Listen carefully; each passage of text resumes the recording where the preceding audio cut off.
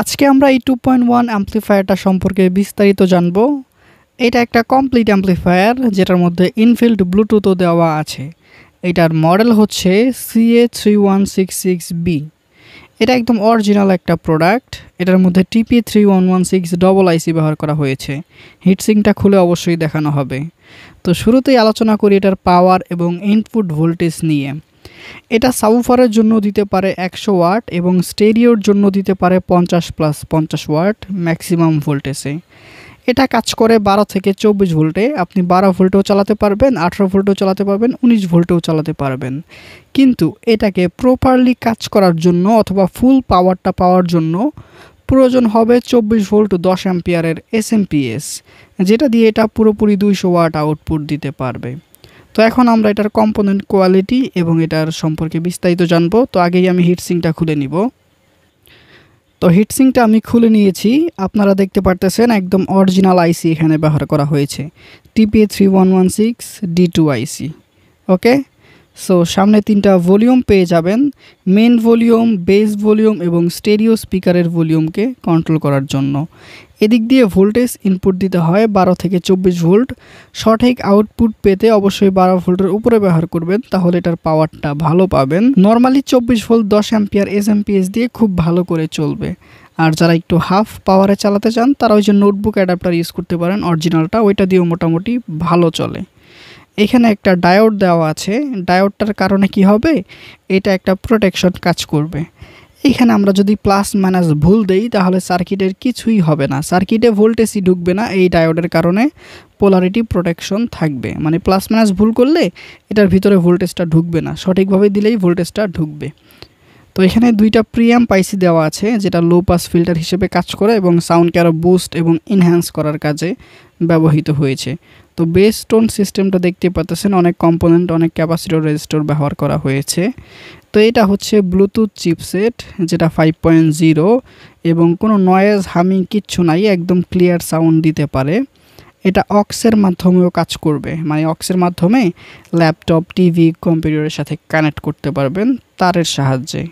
তো এখন আসি 2টা ক্যাপাসিটরে। এই 2টা ক্যাপাসিটর দেওয়ার মূল কারণ হচ্ছে ভোল্টেজকে ফিল্টার করা এবং এখানে এনার্জি স্টোর করে রাখা।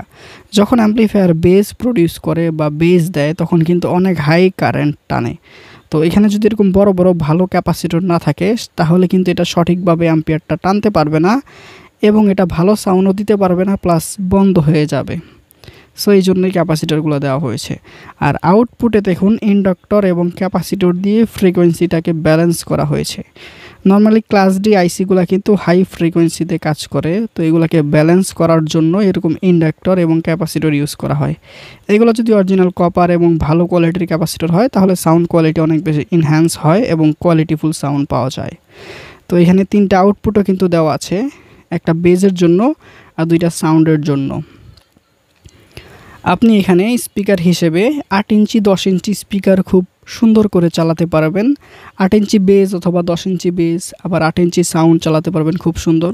সাউন্ডের দিকে 8 ইঞ্চি চালালেই বেটার, 10 ইঞ্চি না দিয়ে 8 ইঞ্চি দিলেই খুব বেটারভাবে কাজ করবে এটা দিয়ে। ওকে, অ্যাম্পলিফায়ারটা দেখতেও সুন্দর, ছোটোখাটো আছে, যে কোনো কেবিনেটে আপনি আপনার ইচ্ছা মতো বসাতে পারবেন সুন্দর করে।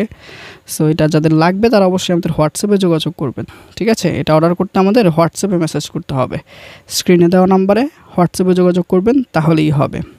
আর এটার আরেকটা জিনিস নিয়ে আমি আলোচনা করতে চাই, ওইটা হচ্ছে ইন্ডাক্টর।